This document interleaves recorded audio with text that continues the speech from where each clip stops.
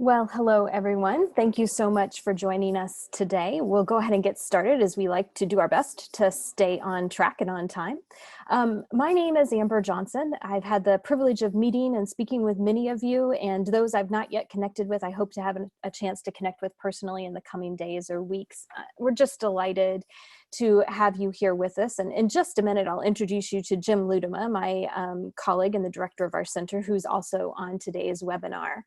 As we're getting started, I want to just acknowledge a couple of things and do a little housekeeping, and that'll give some folks that are just joining the call a chance to get logged in as well. So first of all, I just want to acknowledge we're living through a really unique time in human history, really.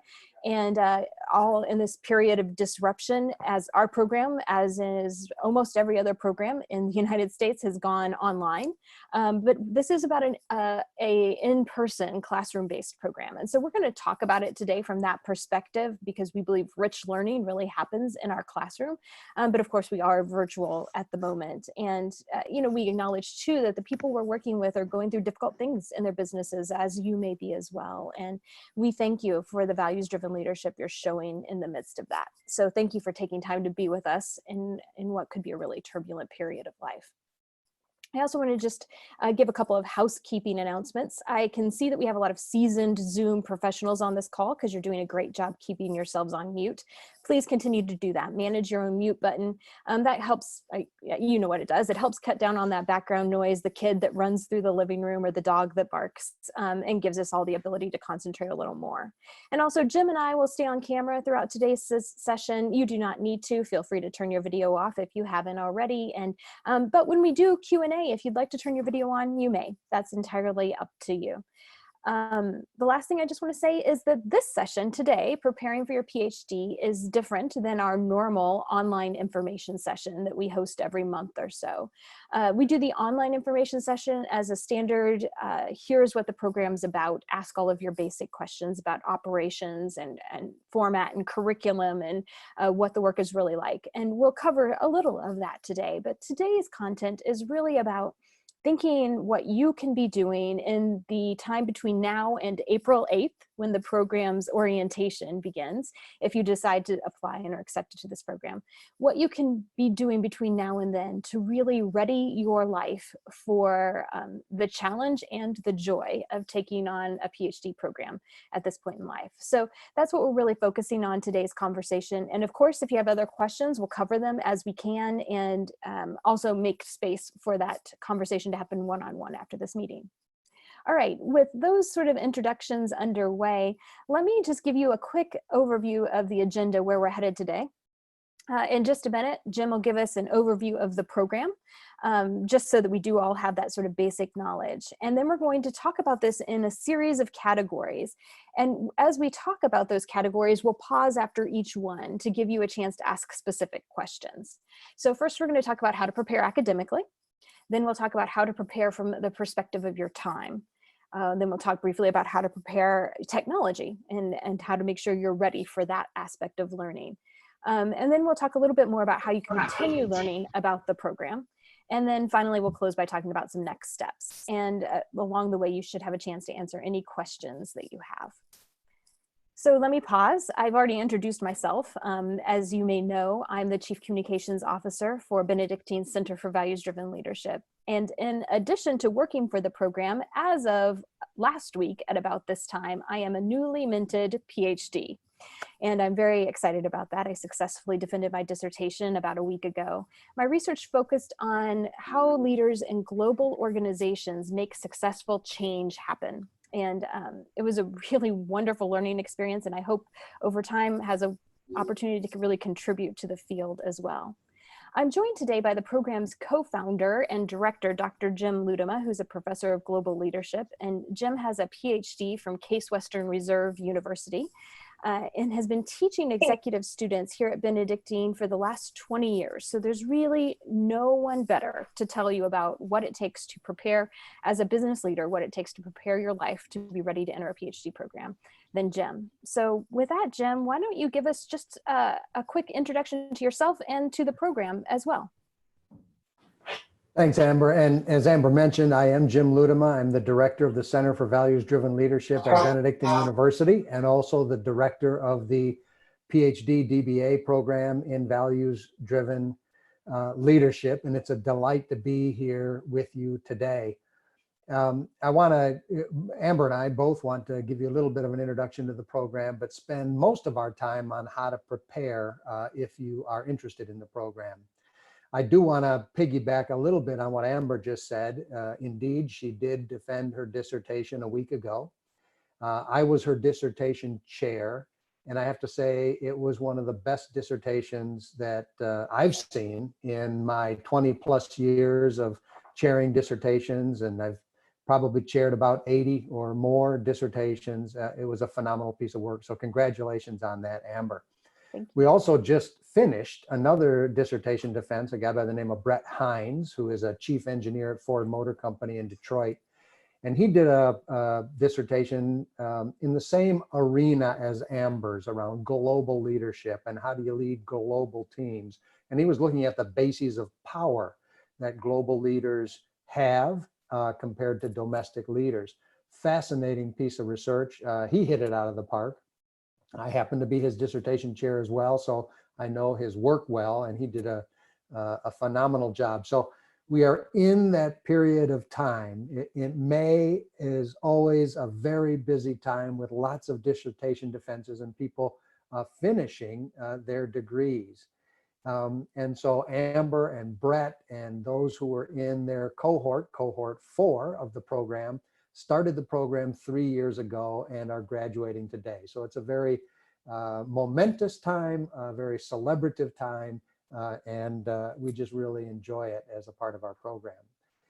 So just getting into the program, you know, as I mentioned earlier, I don't want to spend too much time on the basics because we want to talk about how to prepare for it. But let me just make a couple of general remarks. The first is that it really is a one-of-a-kind program designed for senior executives who are committed to values-driven leadership. And we're very proud of the fact that our program was named the #1 PhD program in leadership in the country by HR.com in 2017 and 2018. In 2019, they discontinued the award, although we think we would have won it that year too. But we're proud that we were recognized in that way for the excellence of the program in 17 and 18. And there are a lot of things that really do make the program exceptional, and we'll hear about several of them today. But one of the things is the format of the program. As you can see on the slide, in year 1 and 2, you do the coursework in the program.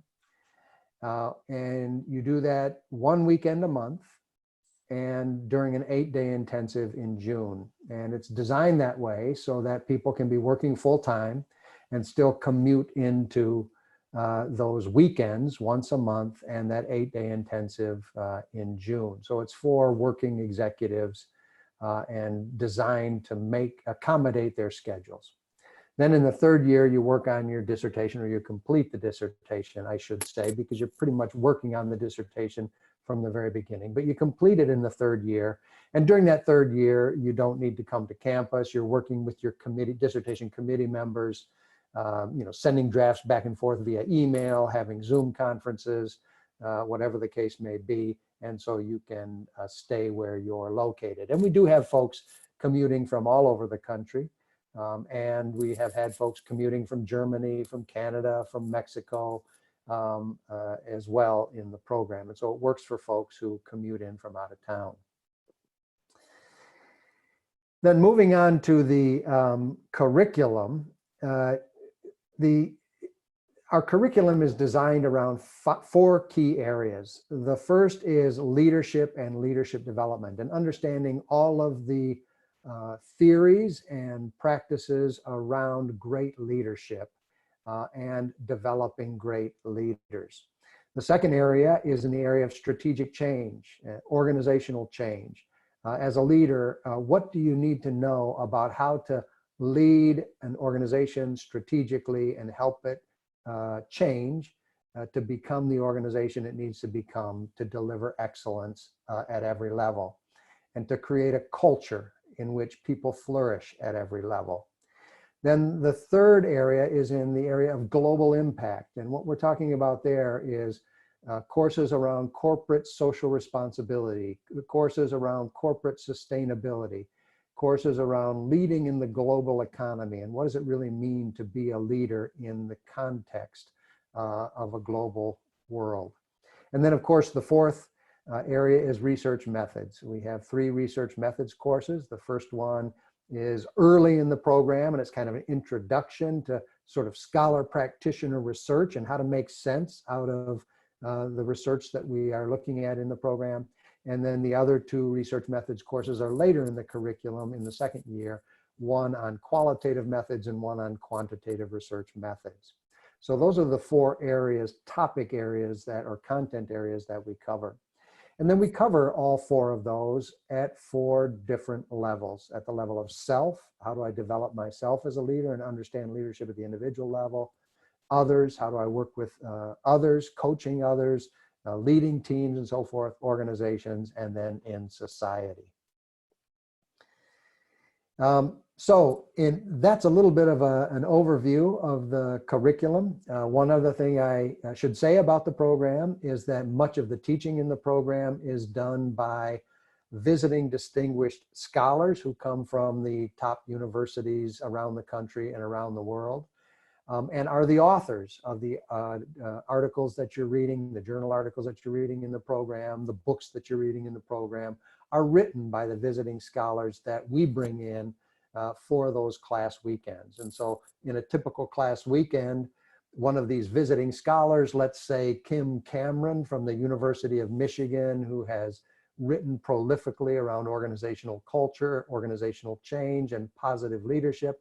Kim will be in the classroom teaching with me, and we'll co-teach. And so you get to interact with those leading scholars from around the country and around the globe, the people who are writing the stuff that you're reading, pick their brains. And they love coming because they get to pick your brains, and they get to be in a room with a bunch of very accomplished senior executives who are putting their theories into practice on a day-to-day basis in their organizations. And so those weekends become literally just a dynamic smorgasbord of learning for them, for us as faculty, for the students, and learning from each other as students. And it's a very dynamic learning environment. Then also with those visiting scholars, we'll often present at conferences with them. Students will, along with our faculty, and invite them to be on their dissertation committees. For example, Amber's dissertation committee, I was chair, but then her other 2 committee members were Dr. Joyce Osland from the San Jose State University, leading global expert on global leadership, and then also Inger Stensacker from the Norwegian School of Economics, leading global mind on organizational change and qualitative research methods. Those 2 scholars, Joyce and Inger, came as visiting scholars and taught in the program, and then Amber established a relationship with them and asked them to be on her dissertation committee. So that's a really neat feature, and I consider to be a tremendous competitive advantage for our program, because in most doctoral programs, you have to work with the faculty who are at that particular institution only, whereas we can bring in all of the brightest minds from around the country and around the world to help be a part of that learning environment. So that's sort of an introduction to the program. And Amber, with that, let me turn it back over to you to talk a little bit more about the academics. Yeah, so we want to talk now about how to prepare yourself academically, because for many of you, it may have been a decade or 2 since you've been in the classroom. It was 20 years between the time I finished my master's degree and the time I started the doctoral program. And for many folks, it's 3 or 4 decades even, and that's not uncommon in our program. And so we've intentionally structured our program to create an environment that that makes it possible for you to step back into that academic framework if you have been out of it a little while. So I want you to know that our program is really scholar-centric, student-centric, and we're really committed to helping you become a scholar practitioner. And so we have a couple of really intentional ways we do that. The first is from really early on in the program, we connect you with a writing coach. Her name is Dr. Joanna Beth Tweedy, and she's exceptional. She's a graduate of our first cohort. And she is a gifted writer and teaches on several different faculties and uses that skill set to really help you make the transition from your writing experience in the workplace to writing at an academic level, and particularly at the doctoral level. So she takes very early on, she'll take some of your papers that you're writing and do what she calls a coaching edit review. And then she'll send you a video or send you a marked up document where she helps you work on your grammar, on the tone, on the cadence of your writing, as well as helping you adhere to APA style, which many of us have to refamiliarize ourselves with. And that's the reference format that the university uses. Jana's feedback is really incredible, and she's great at encouraging you along the way and showing you where those strengths are, and then helping you find the places where you can grow as a writer. And she does it in a very personalized format throughout the course of the program. The second thing we really do to help you make that transition to be a scholar practitioner is that we get you to the leading conferences in our fields of study, which is the Academy of Management and the International Leadership Association. And going to conferences as a student is a really great way to get your mind ready to do your own research. It stretches your thinking. You get to meet face to face with some of the best scholars and academics in the world and see what the edge of their thinking is as they're presenting their most recent research. And they can also just be a lot of fun and a good time of bonding with your cohort. We also ease you into the program. I think that's an important thing to know. So we ease you into the life of being a scholar. Our faculty know that there is an adjustment, and so they provide direction and they shape their readings, they shape the assignments, the lengths of the papers to grow as your capacity grows. And that's especially true as we prepare you for your dissertation. So starting in year one, we get you ready to conduct original research and make sure that you're really learning about the topics that interest you so that you're really prepared to take on that project in the end. And in fact, we have a short video, it's just about 2 minutes long, on how we do that in the 3 years of the program to help you turn your ideas into the dissertation. And so I thought we'd go ahead and play it now. And I want to just acknowledge up front that playing videos in a Zoom conference meeting is about a 60% success rate. So if you find that you are not hearing the audio, just flag me and we'll stop the video. And what we'll do instead is send you a link to watch this on your own. And I'll probably just send you the link anyway. But I hope you enjoy this, and I hope it really shows you how we build the program over time. So let me play this. Most of us have a lot of ideas we're interested in pursuing. Turning those ideas into a dissertation can be one of the most exciting things about becoming a doctoral student.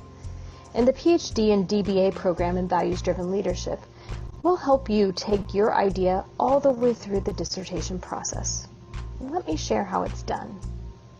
In your first year, we expose you to a broad range of topics and research methodologies so you can get an understanding of the field. Then, we ask you to attend the leading academic conference in the field, the Academy of Management. You'll go to sessions that touch on your topic of interest, and you'll meet the top scholars who are studying the subject. Later that year, you complete your first qualifying paper, Qual 1. This gives you broad exposure to the premier journals. By reading lots of articles, you can get a good idea for how research is conducted and what questions are being asked.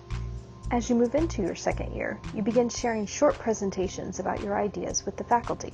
Your ideas become refined as you talk to one another and as you complete the second qualifying paper, Qual 2, which is a literature review of the topic you find most interesting. Completing the paper will give you a clear idea of where you might be able to contribute.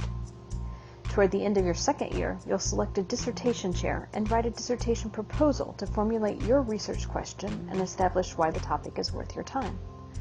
Once your proposal is accepted, you'll be ready to get started. With guidance from your dissertation chair, you'll begin collecting original research early in the third year of the program. This might be through interviews, surveys, archival data, observation, or all of the above. Then you'll analyze your research to find new patterns and ideas. Essentially, as a doctoral student, you become a creator of new knowledge. You can definitely expect several rounds of revisions with your dissertation chair and committee. But by the spring of your final year, you'll be ready to defend your research. Your ideas have become a dissertation, and you have become a doctor.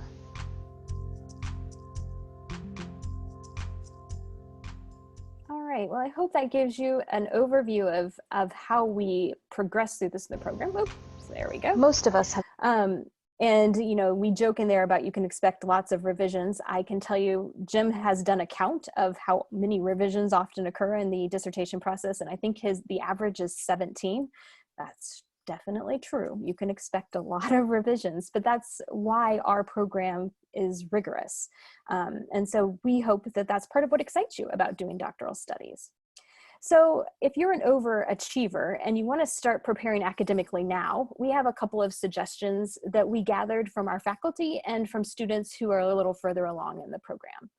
First, they recommend that you start writing now. If you know that you're someone for whom writing doesn't come easily, then work on developing that skill now by writing anything: reports at work, movies of reviews, summaries of the novels you're reading, blog posts for your company, anything that gets you used to putting your ideas on paper and organizing those ideas in a way that builds your case.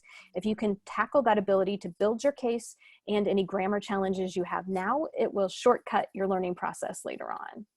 The second thing we recommend is that you get familiar with journal articles, which you may be able to access online through your public library. We recommend the journals Leadership Quarterly, the Journal of Applied Behavioral Sciences, or the Academy of Management Journal as good places to start.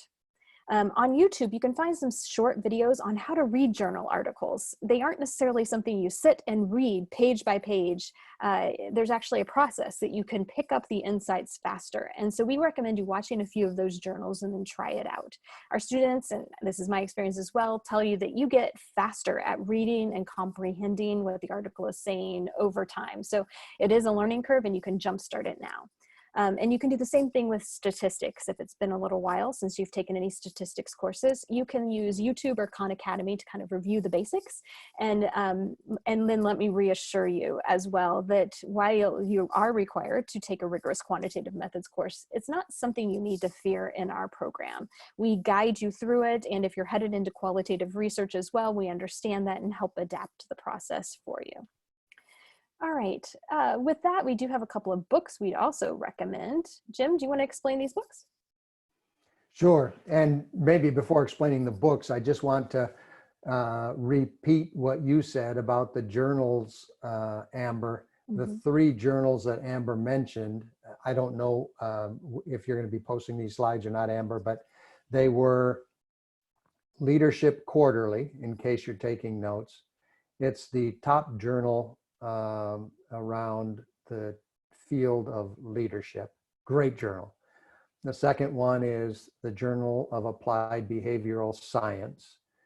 And that is a top journal in the area of organizational change and strategic change. And then the third, I think you mentioned the Academy of Management Journal, or maybe you mentioned all of the Academy of Management journals. There are a bunch of them. One is the Academy of Management Review, one is the Academy of Management Discoveries, and etc. But the Academy of Management journals are excellent as well. And if you can't seem to find access to them, but you still want to be able to look at some academic journals, just shoot Amber an email and we'll send you some.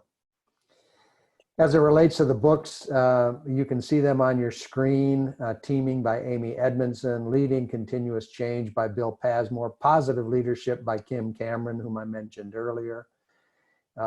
Leadership, the world's leading textbook on leadership by Peter Northouse. And then a link to dissertations that have come out of our program. All of these books are books that you will be receiving in the program if you come into the program. And so you don't necessarily need to or want to buy them now. If you can get them from your library, it'll save you a little cash. But they're books that are by some of our visiting scholars. Amy and Bill and Kim and Peter are all visiting scholars in our program, and so you'll be interacting with them, reading their material, and this is a way to get a sort of head start and also a good feel for whether this this area of values-driven leadership is really where you want to be in terms of your doctoral studies. Okay. I think that's it on the books, Amber. Back over to you in terms of managing time. Yeah, so we want to pause here for some questions, and you are welcome to unmute yourself and just ask, or if you know how to use the raise your hand function, I can call on you as well. Also, you can just chat me your questions. You can select Amber Johnson on the chat box and send your question directly to me. And while we're doing that, while we're waiting for questions to come in about managing and preparing academically, Jim, one question for you. Do most people do quantitative or qualitative or mixed methods dissertations? Yeah, I mean, I think it's a pretty even split. The dissertation that was defended today by Brett Hines, that was a mixed methods study. He did some survey research with a bunch of global leaders and global followers and analyzed that data quantitatively. But then he also did a bunch of interviews with these global leaders and global followers to dig a little deeper.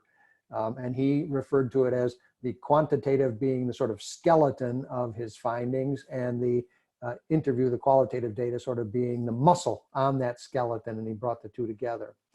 I think yours, Amber, was exclusively a qualitative study, very rich, very deep, and so we see some of those, and some we see that are just plainly quantitative. I think on balance, probably about 50% of them are qualitative. I'm just guessing here.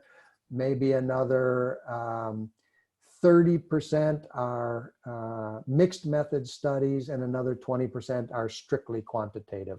Okay. Ballparking it. Terrific. Yeah. A couple of questions coming through. Jim, we mentioned the conferences, and folks are asking, is that outside of class, or is that in addition to, or included as part of a class weekend? It is included as part of the class weekend. In the first year, we go to the Academy of Management annual meeting, and we go as a full cohort, and it is part of the curriculum. So in other words, it is one of the courses that you get credit for and you get a grade for, and is part of the curriculum. In the second year, we go to the International Leadership Association conference, and likewise, that is part of the curriculum. Now, many of our students also go to the Academy of Management, the International Leadership Association conferences, and other conferences throughout their time in the program, outside of the formal curriculum, or in addition to the formal curriculum requirements, because they just love to go and learn, and they love to present their material and get people giving them feedback so they can develop their ideas. But those two particular conferences, those are part of the curriculum, and a required part of the curriculum. Great. We have a question: how many conferences would you recommend, and do you have suggestions? And one thing I would note, the conferences we've just mentioned, we do recommend. The Academy of Management will be in August. It's going to be virtual this year, which makes it much easier to attend. And the International Leadership Association is is it San Diego or San Francisco in November of this year, and hoping to be in person. And we recommend it as well. There's also the Midwest Academy of Management, the local division. I think those are great places to sort of get your feet wet. Any you would add, Jim? Well, you mentioned definitely the Academy of Management annual meeting and the International Leadership Association conference. Those are the two big ones, and where we have most of our presentations and most of our interactions. You mentioned the Midwest Academy of Management. So you've got the National Academy of Management, and then you've got all of these sort of regional academies of management. So you've got the Eastern Academy of Management, the Western Academy of Management, the Midwestern Academy of Management, the Southwestern, I don't think it's called Academy of Management, but it's similar in name. And so all of those regional ones are maybe a little closer to home for you. And they also tend to be a little bit smaller, a little bit more intimate. The National Academy of Management meeting is a very big conference, usually about 10,000 people there. But the regional ones are a little bit, smaller and more sort of interpersonal. So those are also good, yes. Yeah. And it's not uncommon for our students who've applied and been accepted to go to the ILA and make a point of hanging out with our team that we have there. Usually, I think this year we plan to have about 35 people at the International Leadership Association, and we'll do a dinner, and I'm sure there'll be evening happy hours as well. And it's a great way to get to know people as well as just engaging and with the field of scholarship. Also, if any of you are coming to us from Europe, there's the Irish Academy of Management meeting every year. Great conference, and a little smaller and more intimate than the one here in the US. And then there's EGOS, and that stands for European, I don't know what the G is for, but something of organizational sciences. And that's a conference in Europe that a lot of folks go to. A great conference, a little bit, again, a little smaller, a little more intimate, but great conference. We have a couple of questions about the current pandemic and if restrictions either nationally or regionally continue into next year, how will the program respond? Can you take that one, Jim? Absolutely. Currently at Benedictine University, we are scheduled to start face-to-face classes again in the fall. Obviously, if you're reading the news, you know that many universities are now moving to putting all of their courses in the fall online. And we may follow suit at Benedictine University. Our senior administration is going to make a final decision about that in the first week of June. Obviously, if we do have to go to online courses this fall, we'll want to do everything we can to start face-to-face courses in the spring. But we'll have to continue to monitor the coronavirus pandemic. And, obviously, our number one concern is the safety of our students and our faculty and our staff, and making sure that that is taken care of. Our hope is to be able to start next spring face-to-face. If we can't, we will do it online using Zoom. We have now done, I think, we're going this weekend into our third weekend of online courses using Zoom. So the coronavirus hit in March, and I think that, or in a big way in March. We had one weekend in the beginning of March where we were still face-to-face, but it was like the following week that everything hit. So then the next course was on Zoom, and then we had one again in April on Zoom, and now we're having one here in May on Zoom. And we're getting pretty good at it. Our students didn't want to have to go online. We as faculty didn't want to have to do it. But now that we've been through it a couple of times, we're getting feedback from our students that say, this is every bit as good. I shouldn't say that. This is 95% as good, because obviously not being in the same room with your colleagues and not being in the same room with those visiting scholars and with faculty, you lose a certain element. But in terms of the actual learning and the dialogue, because it's very much a seminar, a doctoral seminar kind of course, they're saying that the learning is just about as rich. And so if we have to do that next spring, that's how we'll start. Our hope is to do it face-to-face because we believe in face-to-face learning. And this is a face-to-face program, ideally. Great. Let's put two more questions out there, and then we'll move on in our content and make time for questions again in a little bit here. The first question, someone asked, how much should you prepare your dissertation plans before you even enter the program? And then asked me personally, how much did I pivot from what I came in with to where I landed? As part of the application process, there's a statement you have to write, and we ask you what topics interest you. And that's as much to get an idea of what you're passionate about and how your mind works. It's not to lock you into a topic. And in fact, I think most of us float around between topics because the first series of courses are really designed to give you this broad understanding of the field. And there's so many incredible shiny things there and so many great questions that emerge as the process. And your mind starts asking a lot of questions and you're curious about each one of them. And so it's easy to jump from ideas a lot. In my experience, I came in not so fixed on any specific idea, just fixed on areas of scholarship I was interested in. In particular, I knew I was interested in positive leadership and those sort of affirmative values-driven approaches to working with one another. And I did stay in that vein, absolutely.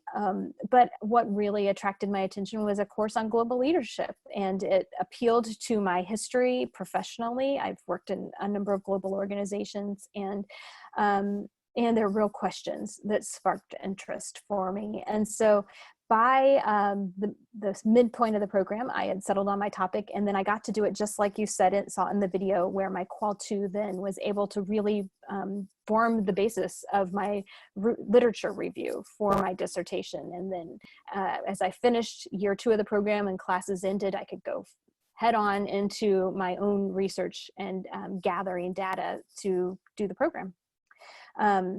And I think that that's a fairly typical experience, that somewhere in the middle of the program, you lock in on your topic.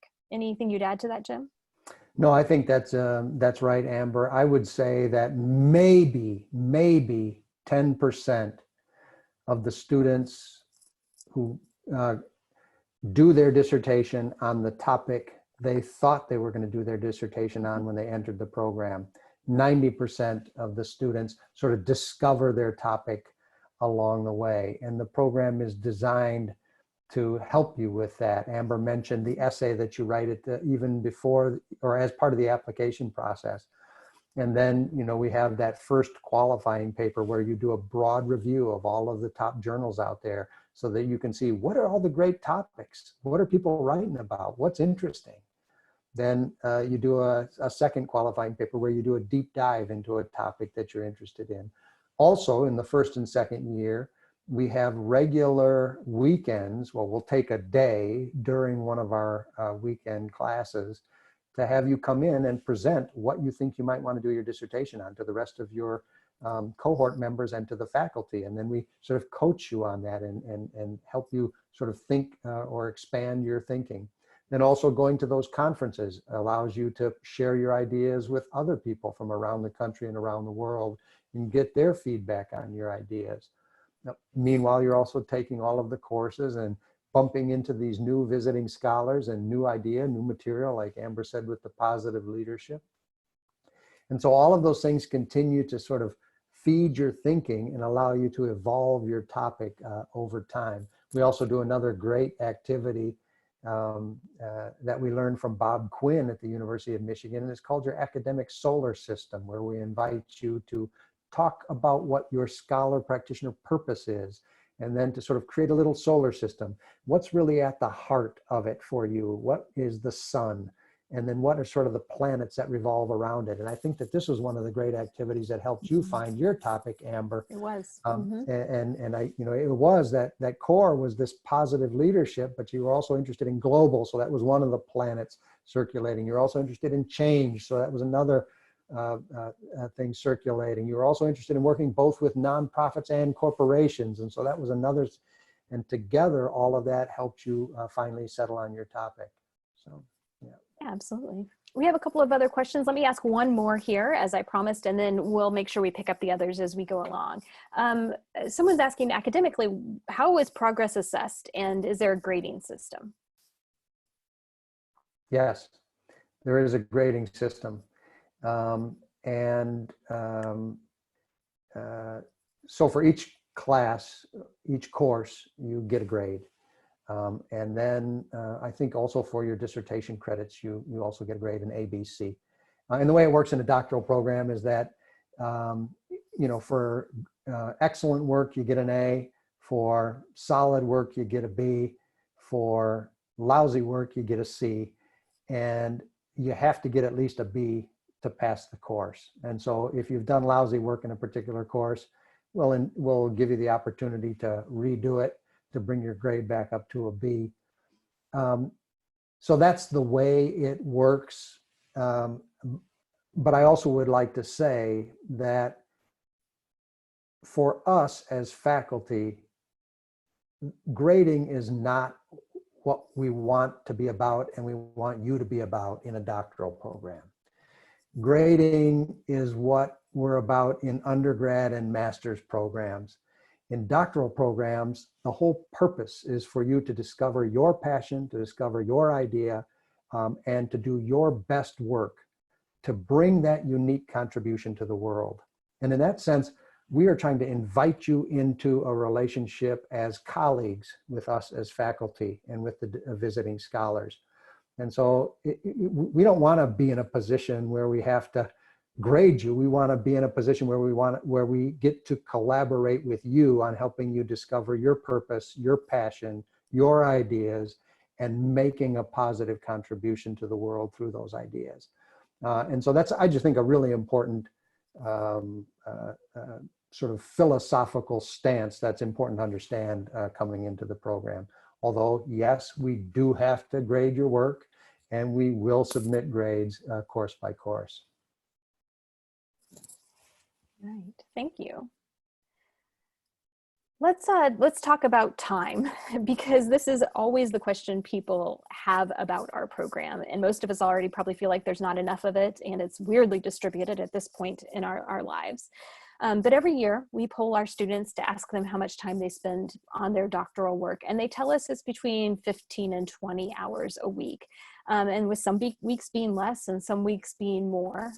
We've also asked them how they make the time.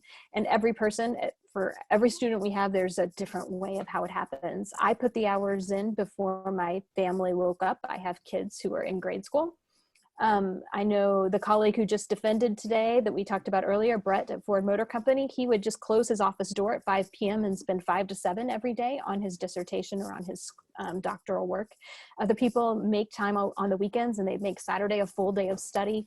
Whatever it is that works for you, you have to find your time, but you do need to plan, how could I squeeze out another 15 or so hours a week from my life?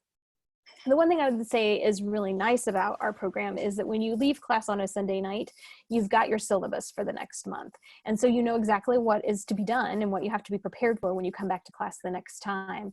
And if you have a really crazy week of work and it's just hard to find any time at all, that's fine. Then you just need to make the next weeks after that more productive for your doctoral program. Or if you're taking a vacation, you can allow for that. And so, that's was helpful for me in terms of my own time management. It's definitely going to take some sacrifice, as the father of these lovely kids on the screen here can tell you.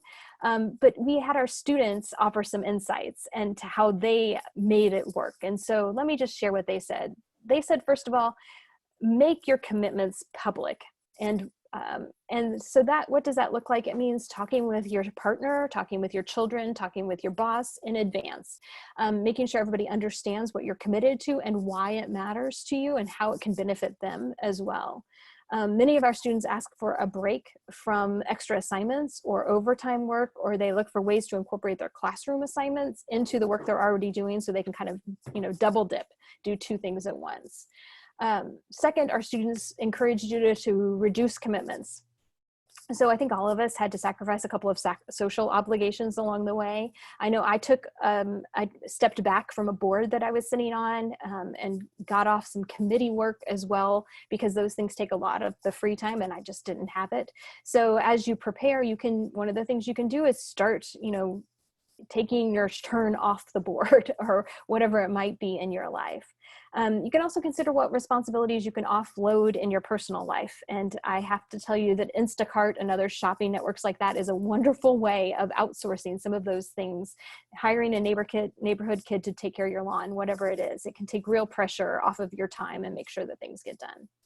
The third thing they recommended was that you block your time in advance. So those dates can be, our dates are on the schedule a couple of years in advance. So as soon as you're accepted into the program, you get those on your calendar. And some of our students remind us that it's important to block other things like family vacation as well, so you still make them a priority. And finally, if you're somebody who struggles with time management and you know who you are, work on that now. There are books you can read on the topic. You can hire coaches on the topic. But whatever it is, we find that students who fall behind early in the program will struggle to keep up. And so our general rule is make sure you never fall behind. And to do that takes time management. So work on building those skills now. And we had originally planned to pause for questions here, but I think let's go on and do the next slide as well. And then we'll pause for questions again in a minute or two. Let's talk about technology. Jim? That sounds good, Amber. Just a quick comment is that for a while there, you were frozen and the slide was kind of frozen. So the lettering was a little bit fuzzy. It now looks good. I can see your head nodding, and we have moved on to the technology slide and the lettering looks good, but just wanted to let you know that. And if we have any problems, I assume that I can take over the screen. Mm-hmm. Okay, great. Then, yeah, moving on to talking about technology. here are the things that you will need in the program. Definitely a laptop, definitely access to a printer, because from time to time you'll have to print stuff. We send a lot of stuff electronically, but from time to time you'll have to print stuff. Some people like a PDF reader because it's easier to sort of mark up the PDF and read it in an easy way and edit it.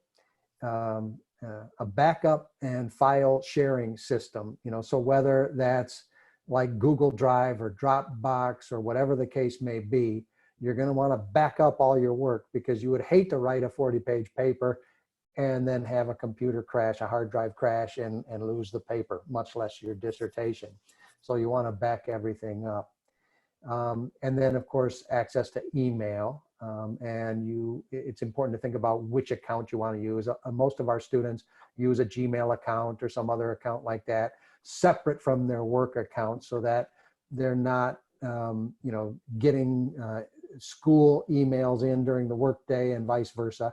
But of course, that's up to you. But we do send a lot of stuff back and forth via email. And so, the advice in terms of how to prepare: make sure you have these technologies and make sure you know how to use them. Also consider a tablet or a note-taking software, something like Evernote or OneNote.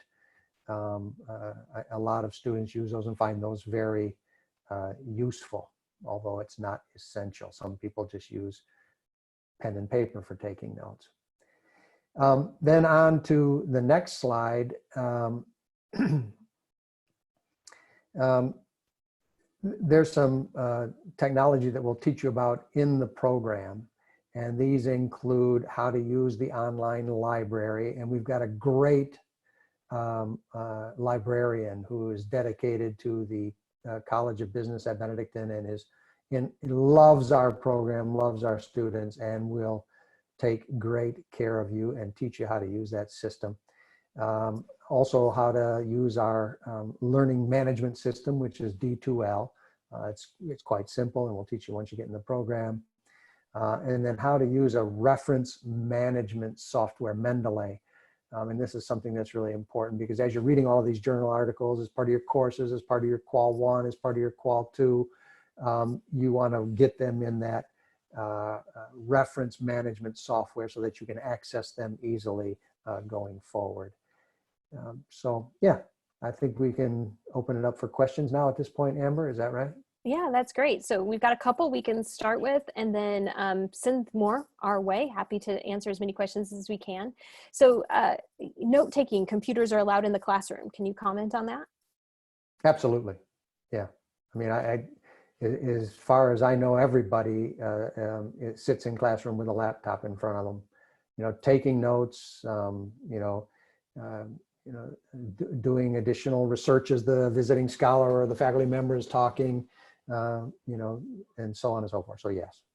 Yeah, absolutely. And, a couple of people started out in my cohort, started out wanting to take pen and paper notes. And what they found is it was hard to find that thing they were trying to remember from 4 months ago. Whereas if it were typed into a Word document or a note software system, you can do a search for it and get to it easier. So it actually is quite useful to have that there. One question on just sort of the application process and how many people usually apply, what's the acceptance rate, and how many people, what's a maximum size in a cohort, or what can we expect there? You probably know these numbers better than I know them, Amber. I know that we get, I don't know, 1,000 inquiries. And, usually we get about, 75 applications, and we take in a cohort of 20 to 25 students. So it is pretty competitive.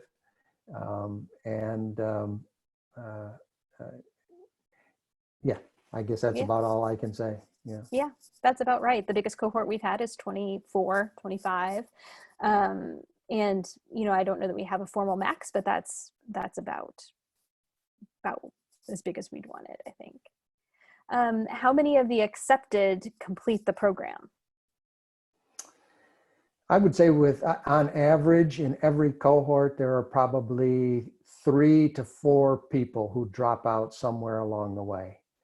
Um, our experience has been that, a couple will drop out early in the program. They get into the program and they realize, whoa, this is a lot harder than I thought it was going to be, or, they get a job change, or whatever the case may be.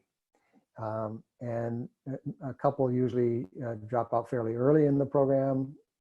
And then, a couple will drop out later in the program if they run into significant health issues, or health issues with a loved one, or get laid off and are having a hard time finding a new job, or paying for the program and stuff like that. We'll maybe have a couple more that will drop out along the way. Then when it comes time to get to the dissertation, we find that about 60 to 70% of the students graduate within the 3-year time frame. Then we get another 30% who graduate in the next year, that is to say the 4th year or maybe the 5th year, and then always 1 or 2 stragglers who go a little longer. Mm-hmm. That's exactly what I would say as well. And if you want to be not one of the stragglers, what would you say? What have you observed that successful students do these things, or any kind of guidance you can offer there? Yes. I think the most important piece of guidance is to manage your time really well. And Amber, you gave some suggestions around that, how you did it, how Brett did it, how others do it. That's key. You have to really manage your time well. You have to shed some commitments. If you're sitting on boards or whatever the case may be, you maybe need to step aside from those for 3 years.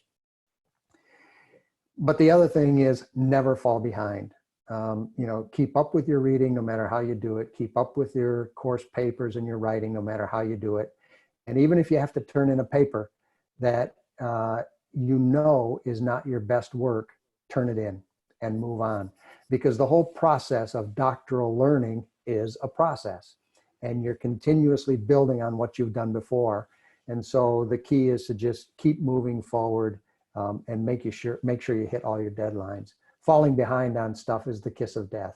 And the reason for that is if you're in one course and you have a paper that's due for that course, when you're moving into the next course and having to do a bunch of readings and assignments there, then now it starts to pile up. And if that happens for 2 or 3 courses, it starts to feel insurmountable. So just keeping up, I think, is key, and being very disciplined in terms of time management. What would you add, Amber? Yeah, I think that's exactly right. And, for me, the other part of it was continuing to remember why I'm doing this and connecting it back to the ideas that motivate me and inspire me.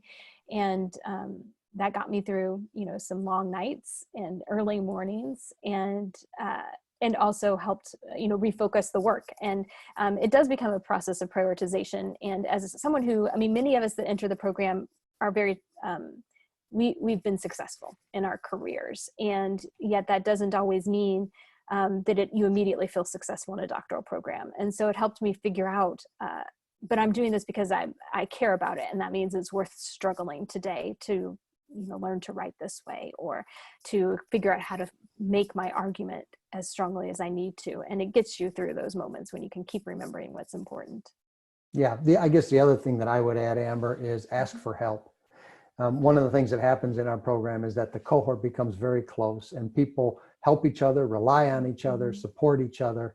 And so ask for help, whether it's with your fellow cohort members or whether it's with a faculty member. So often a person will have writer's block or something, and they'll give me a call and say, look, I've got writer's block. And I'll just talk through, well, what are you thinking? Where are you going? And it's easy, and it's always true about writer's block, for someone else to be able to see a path forward. And so then I can help them with that, and then the work gets done. So I think asking for help is also a really important piece. And it's That's a very great. supportive community, both faculty and students. And those who've graduated before are eager to help as well. Yeah, you bet. Yeah. A couple of questions coming in. We'll try to cover as many as we can. Can we record sessions or classes? I think we can answer that one quickly. Occasionally, we do give permission. We have to ask our visiting scholars and the other faculty in the room if it's okay to record classes. But it's important to remember that these are not classes where a teacher standing at the front and lecturing. It's usually a dialogue that's rich and interactive and doesn't translate well to a recording anyway. And so while the answer is sometimes yes, it's not the sort of environment that makes for good video, if that makes sense. It's an environment that's meant to be felt and lived in and experienced and contributed to. Anything you'd add to that, Jim? I think that's right. Okay. Mm-hmm. Someone's asking about the difference between the PhD and the DBA and which is chosen most often. Can you speak to that? The difference between the PhD and the DBA is that in the PhD track, you use traditional research methods, quantitative, qualitative, or mixed, and go out and do research and original research and attempt to contribute to the literature in the field. The DBA, you don't necessarily need to use the traditional research methods. What we ask you to do is some kind of change project or leadership development project in your organization or in the community, and then to write up a very robust case study around that and lessons learned and link that to the literature, but you don't necessarily need to use the traditional research methods, and you don't necessarily have to try to contribute to the literature. You want to contribute to practice. So the PhD is a more scholarly degree. The DBA is a more practitioner-oriented degree. And I think a lot of students come in the DBA track because they're not 100% sure that they have what it takes or want to do the PhD track, the more scholarly track. But through the course of the program, they learn the skills necessary to do it if they want to. And I think that we've only had 2 students who ended up doing the DBA, because you don't have to make the final decision until the end of the second year, that is to say the end of the coursework. In every case except 2, the students have said they want to do the PhD, and 2 have said DBA. Terrific. All right, for the sake of time, we're going to have to hold the questions there. We do have a couple of questions coming through about what it takes to be what our ideal applicant looks like. And actually, we have an article on our blog about that I can point out. And we've got a couple other questions I can respond to privately, but I want to just make sure we have time to finish up covering some key points. So let's move on quickly. And in particular, we want to share some miscellaneous advice that our students gave us when we asked them what advice they would have on preparing for it. And, you know, people said they wanted you to know that you should prepare to come into the program with an open mind, with positivity and being prepared to learn and engage.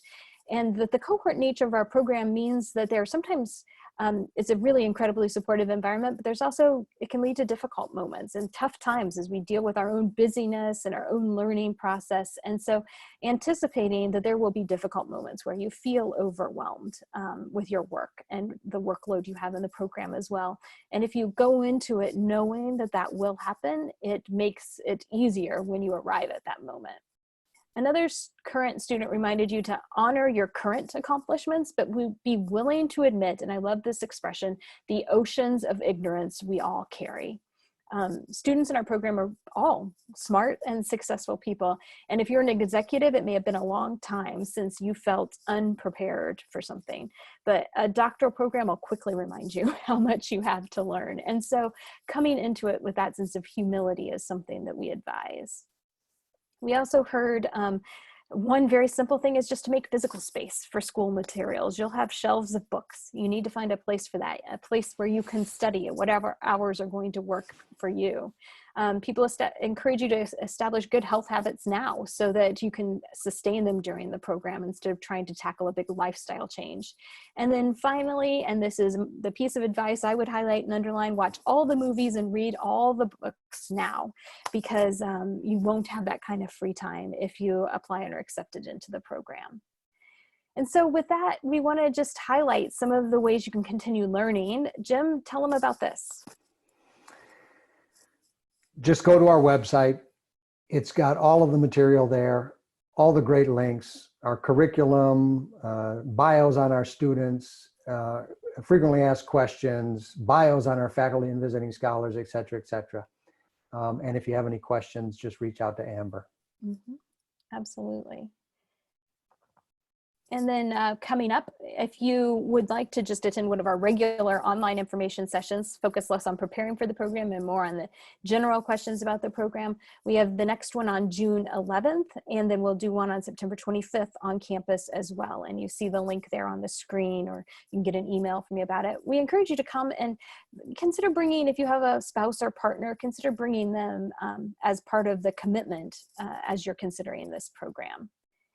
And separate from the PhD program, but an opportunity to learn, we are trying something new. And on June 4th at noon, we have a session called Servant Leadership on the Edge, Values-Driven Approaches for Executives in Times of Disruption. And this is 30 minutes, lightning fast deep dive into what is an immediately practical framework for leading in this very turbulent time.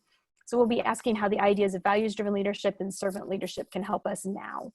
And you can register on the site that you see there. And I hope that you'll consider joining us. Amber, is there any cost for that? Nope, it is a free session. And so share it with friends and join us. We want to help people have a sense of direction in this very busy season. We think it can help.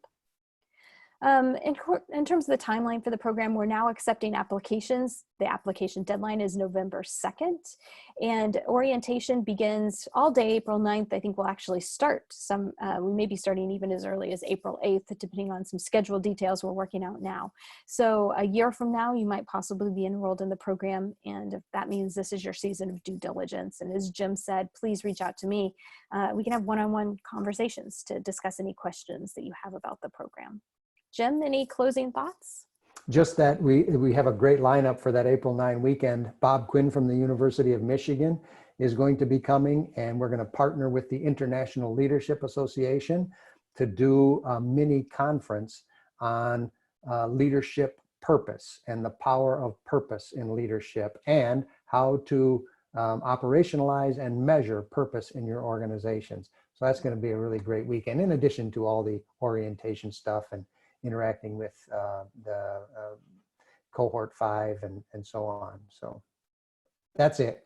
Other than that, thank you very much for joining us. You know, we're really looking for a bunch of smart, engaged, fun, values-driven leaders who want to be in the room with a bunch of like-minded people to just learn and change the world. And we hope that you're one of those people and that you will consider applying. So that's all I have, Amber. Thank you all very much for joining us today. Amber, back over to you. Terrific. Thanks again, everybody. Please reach out to me individually with questions we didn't answer, and I'll look forward to hearing from you. Have a great day, everyone. Goodbye. So long.